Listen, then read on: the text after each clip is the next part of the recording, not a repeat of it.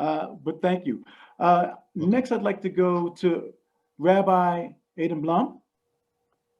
Hello. Dina Blum. My name's Adina Blum. I'm the rabbi of Congregation Beth Chaim in West Windsor. I grew up in Lawrenceville back when Robbinsville was called Washington Township, and we used to bus their high schoolers over to Lawrence High. I've been in Robbinsville now for just about a year. I moved in right before the pandemic hit. And I'm really pleased to see one of my mayors, Janice Mironoff, on with us tonight. And as I was living in East Windsor prior, but this is my 7th year at the congregation, and I'm involved in many different groups with religious leaders in our area. One is WHAM, the Windsor Heightstown Area Ministerium. Another is the Religious Leaders of West Windsor. But right after George Floyd's murder, I started getting involved with the faith leaders of Robbinsville. And I learned about this group of clergy that I didn't even know was right in my own backyard until I actually moved to town. And there was a call for us to gather together and have lots of conversations about how to help our congregants weather this storm of the pandemic, but also of the racial injustices that we were witnessing. Thank you, Rabbi Blum. And our last panelist that I'd like to hear from is Aditya Kiran. Yeah, hi. My name is Aditya Kiran. I'm a kid, so I'm a student at Robbinsville High School, and I don't really have a role in the community yet, but yeah, I'm 15 years old. Yeah. Aditya, thank you for being on this panel, because your voice is important to this conversation. I know that I was in Robbinsville for fighting for the farmers, and there were youth that actually organized that, right? So your voice is important here. I'm going to go back to Delia, since you didn't get a chance to tell us a little bit, Delia, about why, what you do and why you kind of chose this fight. What about social justice are you hoping to really kind of push for in Robbinsville? It's interesting, being in the system as a social worker. Actually, currently now, I'm an adjunct professor at Mercer Community College. So I've worked in all arenas within social work, within the child and adolescent, mental health, substance abuse, inpatient, outpatient, nursing home, child protective services. And when you're in this field, you see the inequality and how the system either redirects them, it's unfair to them. It's painful to be in it and your hands are tied, and you feel like someone's stifling you. You want to say something, but you can't. I was also teaching at Jersey College School of Nursing. And the interesting thing is I'm teaching nursing students. And, so everyone loves to say, oh, I'm not prejudiced. It's a beautiful thing to say, it's safe. Then I would go deeper. I said, okay, fine, you're not prejudiced. Would you marry someone of whatever race and so forth, and they're willing to say, yes, yes, yes. Then I said, you know what, this is how I'm going to get them. Will you allow your children to bring home someone else of a different race? Then they start to choke. Then they're not sure why. And then I realized, and I didn't fault anyone. I just realized that we're not exposed to different races. We have friends, our neighbors, our colleagues, but we don't have best friends. We don't have someone that we're bringing into our homes. So I had to teach them. I said, take invitations. It doesn't matter what invitation you take the invitation, get to know people, because at the end of the day, we're all alike. So I did this, I guess a class, sort of just a scenario. And I made them literally, honestly, like say something derogatory about every race. Oh, they loved it. They just jumped up and said, oh, Black people are this, and we're on, well, and we just went through every race. And then I said, okay, now that we said everything derogatory, let's what's positive about the race. And then we realized we were all the same. We have the same needs. We have the same wants. We have the same passion. We love the same.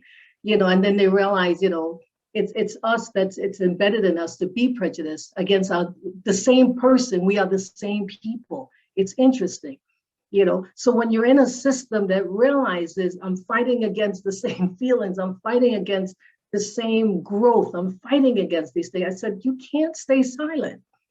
Even something is, I have stories with the inequality and being pulled over by the police officer.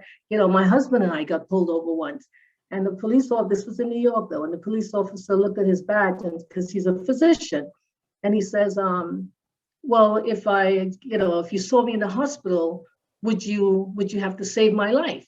And I'm thinking to myself, what does that have to do with the ticket? But it was the car, he saw a brand new Mercedes, so I feel it. Our children feel it, so I'm passionate about, changing. At least I'm very active in my church currently. So I'm making sure that I'm out there because I know what it takes. But you have to be brave and you have to be bold. And a lot of us don't want to take that risk. It's safer to be silent and just say, hey, what's happening? But when you put your face out there and your name out there, then you have to answer to it. And you also have to live by it. Your life speaks for you. And that's why many people are cautious. It's interesting, Delia, you were talking about, you work with that group of people and you said, hey, I'm just like you. Commissioner Melker is up there smiling because she knows where I'm going. My wife just wrote a book and it's called Different, Just Like You. Mm-hmm. It speaks to those things. And it's really right. about us really having this type of dialogue so that we can understand that we have more in common than we have differences. Absolutely. I'd like to go back to Aditya, because as the youth on the panel, where'd he go? I'm here. There you go. Now let me ask you: did you attend the rally this summer, the Black Lives Matter rally that was there? Yeah. Good. I want your perspective because your perspective is the one that can really help us here. Why did you attend, and what compelled you to be part of that particular movement? Well, at first, I'm gonna be honest. I sort of went because my dad told me to. But when I went there, then at the beginning, I was just there. I wouldn't really intend to speak. I was just there watching everyone speak. But then once I saw how everyone was speaking, that sort of compelled me to voice my own my own thoughts and what I thought about everything, and then ever since, and then even today, now that that sort of compelled me to also be here now too. Excellent. And so that's what's compelling you to be here. Where do you see opportunities for you to amplify your voice in your school? Well, it could be, in school it's a little bit easier because you can make you can almost you can actually just say you can just say, you can make a club. You can also put make flyers and just put it around the school, and then you can just hang it up, and then those people will just see them, and then they'll just walk by them, so they'll know what you think and who you are. That's excellent. Thank you so much for that. Rabbi Blum, can you talk to me about what actions we can take as neighbors in order to make Robbinsville more anti-racist or more inclusive? I've been thinking a lot about this lately. A family member turned me on to a video series on YouTube called Uncomfortable Conversations with a Black Man. And so far, I've only seen the episode with the police force from a town, I believe in California. But I've been thinking a lot about how we have to lean into these uncomfortable conversations. In my adult life, I have been working in the Jewish world, and in this neck of the woods, that means I hang out with mostly white people, Ashkenazi Jews. And whereas I did have friends of color in high school, just my professional path has taken me away from that. And one of the questions that Emmanuel Acho posed to one of the police officers is, when was the last time you had a person of color over for a meal at your house? And I said, this is what we need. We need to have more uncomfortable conversations with people we don't normally spend time with, and we need to break bread. So many of our faith traditions center around food, and the Jewish community is no exception in any stretch of the imagination. So when it's safe to do so again, and or when it gets warmer and we can be outside, how can we come together to talk to each other and get to know each other, especially over food, which we all got to eat? So I'm hoping that we can have more opportunities in Robbinsville to meet people who don't live in the house next door to us, or don't necessarily look like us, or don't go to the same house of worship as we do. And once we start to have those uncomfortable conversations, I think we can start to get to the root of how we are more similar than we are different. Thank you, Rabbi Blum. Excellent answer. And that is an excellent video. Anyone out there who has not seen the series, begin to watch that series, Uncomfortable Conversations with the Black Man. It really allows people to share ideology and understand. And that's why, I always tell young people of color, when we talk about the police, I've been stopped over 100 times and very rarely given a ticket, right? But I'm just a Black man who tends to drive in communities that it looks like, quote unquote, I should not be in, whether it's Madison, New Jersey, or other places, right? But I always tell young people, I have cousins and nephews and uncles who are police officers. I want them to come home safely too. And so this isn't about blame and talking about only talking from one perspective. This is about having real conversations and understanding implicit bias and understanding privilege and things of that nature. We have to have those conversations. And if we're unwilling to mix and have those conversations, we'll never get out of the issues that we're seeing here today, and that are making our nation so uncomfortable and undermining the very democracy that we all talk about upholding. Kieran, I'm gonna ask you the very same question, Mr. Agrahara. I'm sorry. What action can we take as neighbors to make sure that Robbinsville is more anti-racist or more inclusive community? So it doesn't have to be like really big, right? You can start off with small things. First of all, you need to stand up and speak out. Most recently, I was in Home Depot, East Windsor, right? Incidents like this, I think most of us would have witnessed, right? I was just looking at, and again, I apologize, I have to bring out the color in the conversation, right? So I was trying to make sense of what was going on, because one of the white guy was yelling at another Home Depot worker who apparently happens to be an Indian, and it turned very it went in the wrong direction, and he ended up yelling at him, saying that, "Go back to the country you came from," right? So that is when I thought, like, this is not that somebody should be standing and witness, because when I stepped in and asked what was going on, it was apparently like something was delivered wrong or something.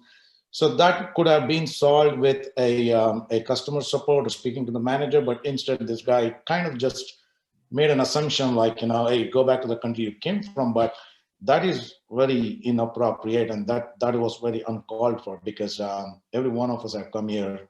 They worked over, hard workers, most of them, they pay the taxes, and they've been citizens here, they've been naturalized here. So what I would say is, if somebody is witnessing incidences that small, I think, we should stand up, and then in a polite way, don't confront, don't go aggressive. Try to, tell them that that's not right. That's not the right way to solve any issues, right? And now, if nobody steps in, I think that we will be empowering some of that population to just go speak out freely. It's not just against the, against an Indian or something, but he can do it with any person of color, right? It's not just that, again, this country is a land of immigrants. So I think every one of us should start from that small, in a small way.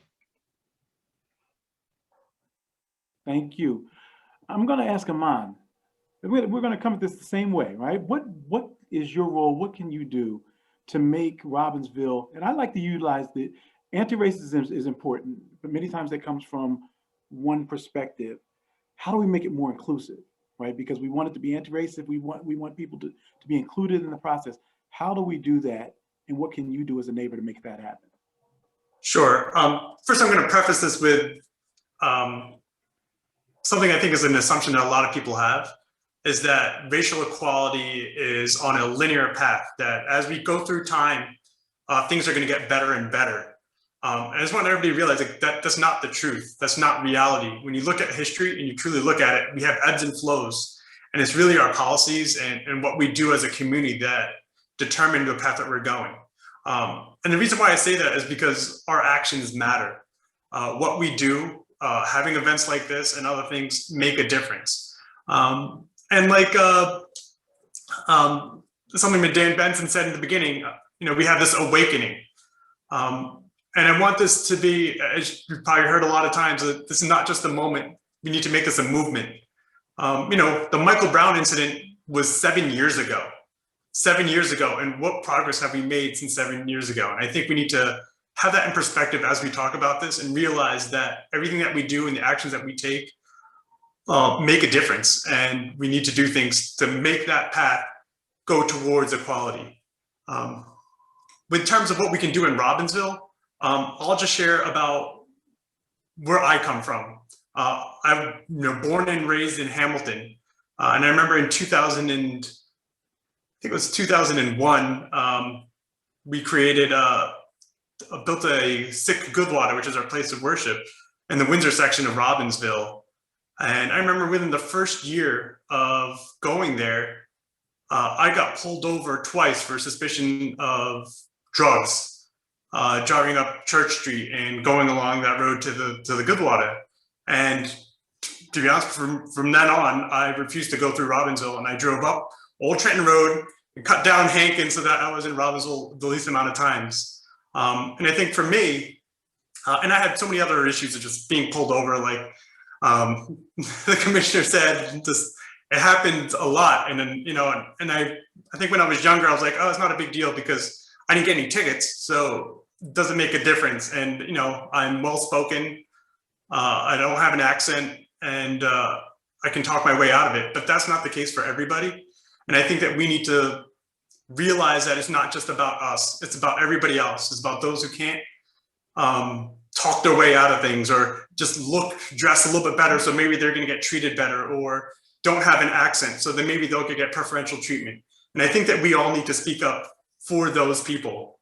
And for me, for example, I had all these issues with the police department. So literally one day I decided I'm going to create a training on sick awareness, and I'm going to go around the country and provide free police training for a whole bunch of different police departments. And I was, I eventually moved to Robbinsville, and, it was great to have a police department that was extremely open to having that. We came in, did the training, they were super receptive, and just very open.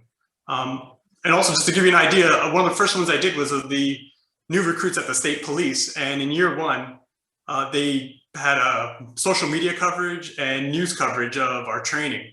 I remember it went onto social media, and there was hundreds of comments of people just saying, like, why do we have terrorists coming into the police department? How are you letting all these terrorists come in there? And I literally went through every single negative comment, saw where they all worked. About 50% of them worked in different police departments, and those are the police departments that I decided to target for trainings moving forward. So it's about taking the action. You know what? I have a full-time job. I'm doing other things, but it's important, not just for me. It's important for my kids. It's important for other people's kids. It's important for the next generation. And if we want to move that needle in the upward direction, we need to take positive action, do actual things, and just get out there and volunteer our time to make it better. Thank you, Aman. And what's interesting, so you talk about being stopped and well-dressed and well-spoken, all of those things. And unfortunately here in America, for many Black people, it just doesn't matter, right? It doesn't matter for in any of those instances. I've shared this with the Robbinsville Dem Club.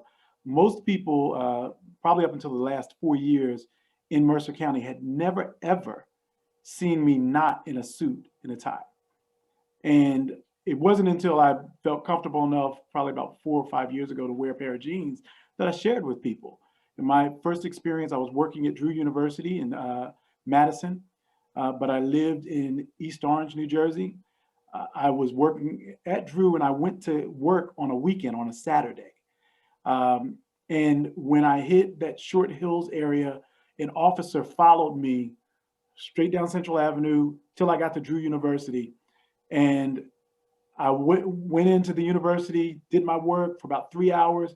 I left, left out. And as soon as I pulled out, same officer sitting there drove me back across the line just to make sure that he knew that I was there.